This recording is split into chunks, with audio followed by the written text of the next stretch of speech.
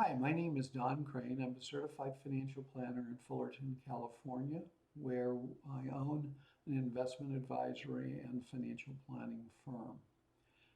The firm consists of about 6 associates who are my former financial planning students in the CFP program at Cal State Fullerton, who all started as interns with the firm.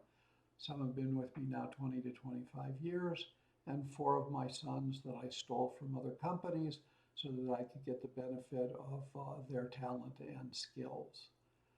Financial planning is the process, really, of developing a set of strategies to get the clients from where they are today to where they want to be.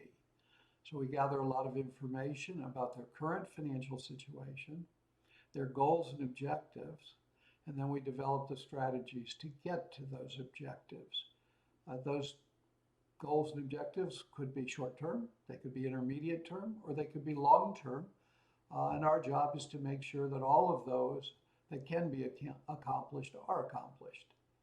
We work very closely together with the clients and customers. They share a lot of confidential information with us about their financial situation, and we use that information in the financial planning process, which is to gather data after determining the goals and objectives, develop a financial plan or a set of written strategies to get there, implement the plan, and then monitor and review that plan on an ongoing basis. Financial planning is really developing a relationship with a family or an individual over the long run. I think our best work is for those clients we've worked with 30 or 40 years, and where we know them, we know their children, their siblings, and their parents if they're still alive. Working with families is very rewarding, and we can see the fruits of our labor as we see a lot of the things we've helped them with are really coming true. So financial planning can be very rewarding in that sense. Things about you might be helping them with insurance, you might be helping them with taxes, with investments, with estate planning. You may be helping them develop strategies to retire, to provide for their kids' college education, to buy a vacation home, to trade up in housing, to refinance. Really anything and everything that has to do with money are the areas that a financial planner helps their clients and customers. The financial planning process is about a service, not a product, but as it turns out, a lot of what we do is help people with insurance products, with investment products. And so sometimes people think the focus of financial planning is products, but it's definitely not. It's the services you provide in taking good care of the clients and customers and helping them get to where they want to be in the future. And this is an ongoing relationship because the future changes. And by that I mean facts of the economic conditions change, interest rates change, growth in GDP changes, inflation changes, the macroeconomic environment changes, and that causes us to have to revise their plans to reflect those changes in the external environment. In addition, their personal goals and objectives change. They get married, they get divorced, they have children, they adopt children. Their lives change. They decide they want to move out of state. They decide that they want to retire earlier. They want to retire later. They want to provide a more rich college education for their children. Lots of things change as the world changes, both in the macroeconomic level, the outside world, which is really my responsibility to monitor and review and keep track of, and then make suggestions to them. Or when things change internally in their family or them as an individual, they have the responsibility to provide that information to me so we can see what revisions might be necessary in the financial plan that we are currently implementing. So change is something that is constant, and that constant change requires then a continuing relationship where you're providing ongoing advice to help them better achieve their goals and objectives, either their old ones or their new ones, in a changing economic environment. So just from thinking about that, it might make sense that their education would include the study of macroeconomics. We're not talking about the clients now. We're talking about you as a financial planner, a good understanding of economics, a good understanding of finance, a good understanding of accounting, some common sense about finance, some facility with mathematics, and I don't mean calculus or linear algebra, I mean some facility with numbers. They make sense to you, you're able to use them. Some facility with that is really important because you're going to be using numbers in all of the analysis that you do. The better your education, the more you study, the easier it's going to be to succeed. So really work diligently at that education and focus it towards those areas that are necessary to be competent in the world of financial planning. There are three basic kinds of financial planning that we do. Comprehensive financial planning, where we look at everything in a person's financial affairs, from A to Z, soup to nuts. It's really looking at everything. We have a data gathering package we use to gather the information, and we ask them to supply us with tons of documents, tax returns, insurance policies, trust documents, their 401ks, 403bs at work, any pension plans, investments, IRAs, bank accounts, all their assets and liabilities, income and expense information. So tons of data that we gather in order to analyze it and lay out a good strategy based on that to get where they're trying to go.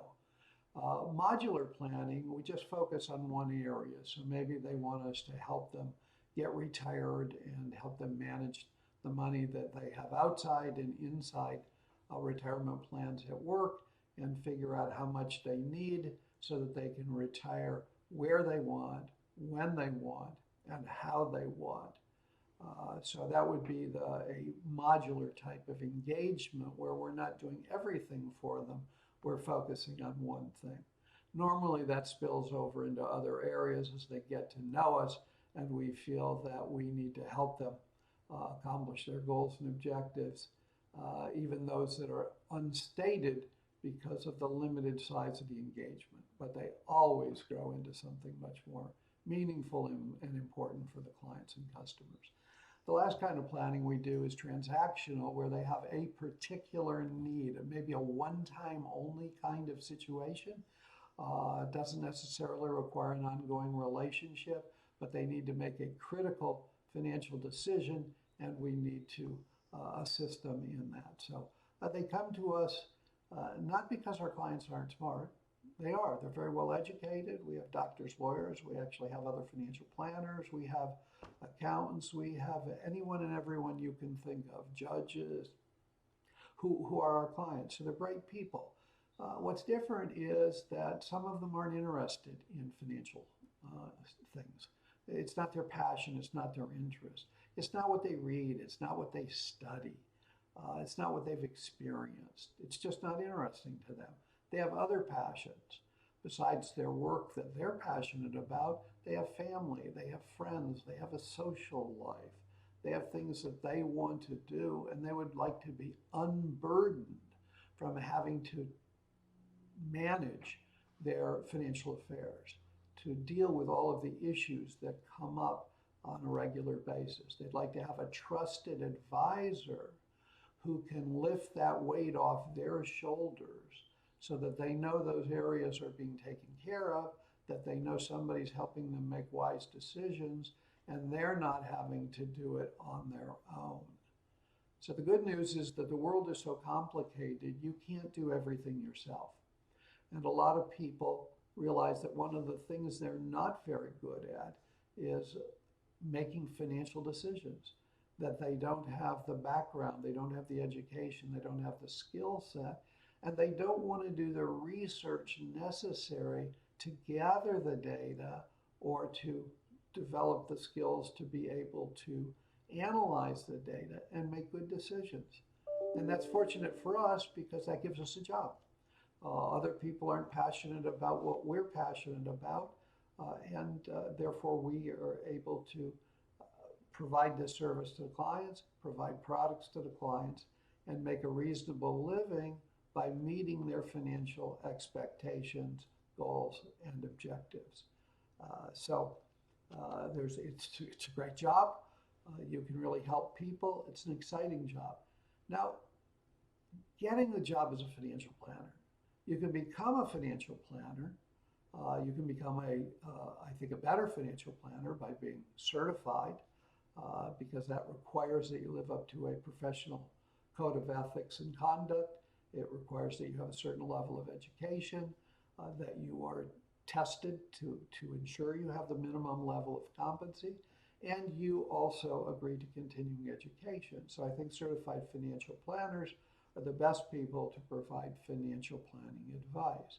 So becoming that could be a little bit of a long road. If you do it simultaneously, work on that while you're going to college, it'll shorten the time frame a little bit.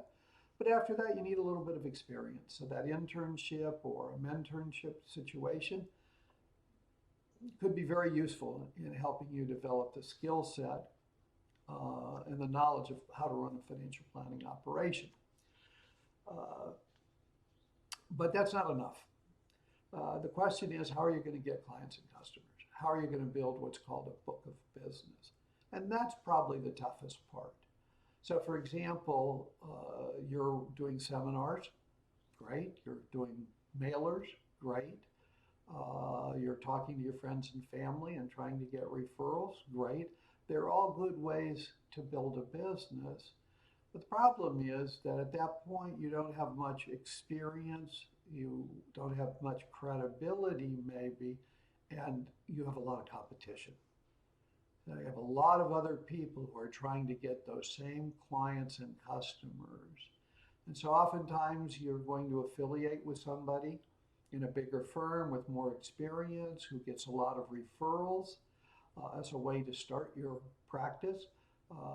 Maybe looking for a practice where somebody's looking to retire and they need somebody to assist them and grow the business for the next 3, 4, 5, even 10 years as a way to get you involved in the financial planning field. But building the book of business is probably the biggest challenge. You can build the book of business faster or slower. If you try to build your book of business very quickly, you may be taking on clients and customers that you wouldn't really like to take on or wouldn't choose to have for the long run. If you build your book of business slower, then you will be able to be more selective in the kinds of people that you deal with. And the reason I bring that up is the people that you have good chemistry with, the people who are happy to work with you, are positive, good people, hardworking, moral people. They tend to be the best clients and customers. People who already have problems, have a lot of negativity, don't really click with you, don't have good chemistry, those are clients who could be problems for you down the road. And the reason I'm saying that is because one of the things that can happen in your career is somebody can file a complaint against you because they're unhappy with what you've done. And if they're unhappy people to begin with, they're likely to be unhappy with what you've done. And I don't say that lightly, and it's not always true. But it's a lot easier to make people happy who are already happy. So that's just kind of a little hint about the business. The problem with building a book of business more slowly is that you have to figure out how you're going to eat. And so I think it's a good strategy to somehow get related in a paid internship, a part-time job, and then maybe a full-time job where you're doing paraplanning work, assisting a planner, and growing into becoming a full-fledged financial planner. By the way, there are a lot of people who don't want to interact with clients and customers in the sense of business development, and they become planners or paraplanners who work with other planners doing the backroom work, doing the analysis, doing the recommendations, but they're not the ones developing business, getting new clients. They're not necessarily the ones meeting with clients. They're behind the scenes, but they are critical. They are the ones who are actually doing a lot of the financial planning work, while the lead financial planner is out developing business. So understand that there are various things you can do within the financial services industry and within the financial planning career without being what one might call the rainmaker, who actually brings in the clients and meets with them regularly face to face. So depending on the firm you work with, or if you start your own firm, well, there are lots of options and choices for exactly what you're going to do within this field. And I think that's exciting because not everybody wants to work with clients. Not everybody wants to be ultimately responsible for the outcome with clients, even though they may enjoy doing the work, the analysis, and making the recommendations. So there's a spot for a lot of different kinds of people in this particular field. I want to speak a little more generally about college education. Sometimes when you start out in college, you pick a field and it may not be where your passion is. So for example, you might say, well, Don, did you know from the day you went into college that you wanted to be a financial planner? And the answer is no. I went into college thinking I wanted to be an engineer because my dad was an engineer. And I loved my dad. I admired him. He was a just and fair and honest person. And I wanted to be like him. So I bit off 18 units of engineering in my first semester with 3 sciences and 2 labs. It was a disaster for me. It was a disaster because, I found out I wasn't interested in engineering. I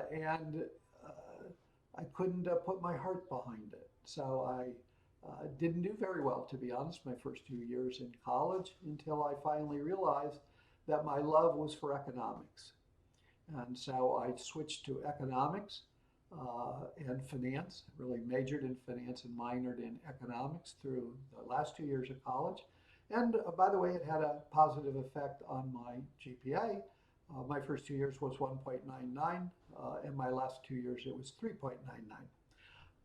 Big difference because I understood money. I was passionate about money. It excited me. I wanted to study it. I wanted to read. I wanted to do well. I wanted to be successful in the field of finance. And you might say, well, why, if you loved economics, did you major in finance? And that's because I thought I might need a job. And there are a lot more jobs in finance than there are in economics. And finance really is just applied economics, often using accounting data. So that's why economics, finance, and accounting are all good majors for someone who is interested in becoming a financial planner. And when I went on from there I decided during the time I was an undergraduate that I wanted to become a professor. It seemed like a great job is to teach people economics and money.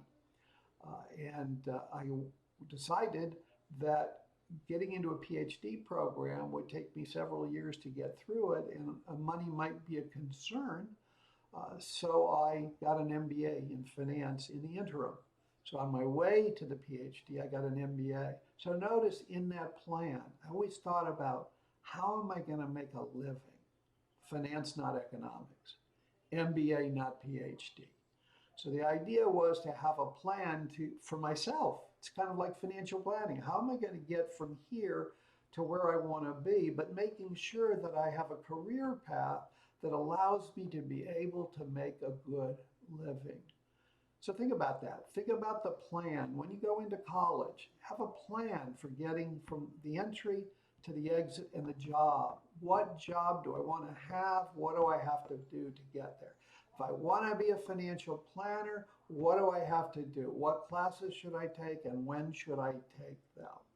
And then what am I going to do to make sure that I get that job that's going to differentiate me from other people, like work experience and internships, and where people who I've worked for in the past will vouch for how hard I work, how diligent I am, how supportive and collaborative I am, while at the same time being humble and gracious with the people you work for and the people you work with. Very, very important. Another clue I might give you here is listen well.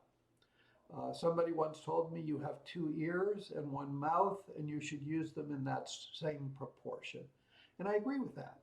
A lot of people want to talk too much instead of listening. Listening to clients and customers is extremely important. It's not about you, it's about them.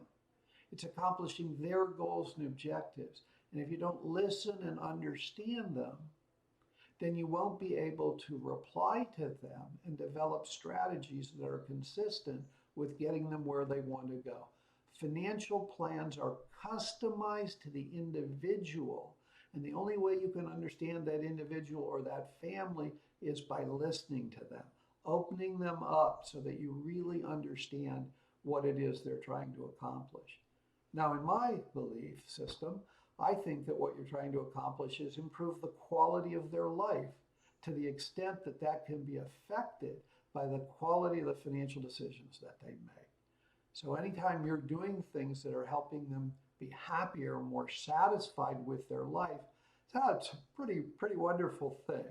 So we're very fortunate to work in a field where we can really help people be happier and accomplish quite a bit. And so if this sounds exciting and interesting to you, check it out, explore it. The CFP board has a website and has more information about becoming a financial planner and what the careers are like. They have videos. There's a lot of information out there, and there is a financial planning community here in Orange County, the Financial Planning Association of Orange County, that has regular meetings that you could attend as a guest. And maybe at no cost, in order to find out more about the companies that are out there and what they're doing. A fabulous and rewarding career. I meet regularly with a lot of great financial planners, and I'm proud of the work that they do. In addition, you should know to make sure that financial planners do the right thing. They are heavily regulated by FINRA and the SEC. Because of the potential for abusing all this knowledge you have about individuals and their situations. So while the people I know act with the utmost integrity, have amazing character and wonderful values, there are a few bad apples in every profession. And I should point out there are some in the field of financial planning. Personally, I don't know any, but they're out there, and the government provides a regulatory environment to help protect the public, protect the consumers from those few bad apples that are out there. So what I want you to do is, if you want to be a financial planner, become that competent, ethical, diligent, technically skilled financial planner that will help weed out the bad apples, the few bad apples, and replace them with somebody like you. I don't know what else I can tell you about the field. Remember, work hard, study hard, be positive, be passionate, be gracious, be humble, and you'll be surprised how successful you'll become. Crane out. Be well.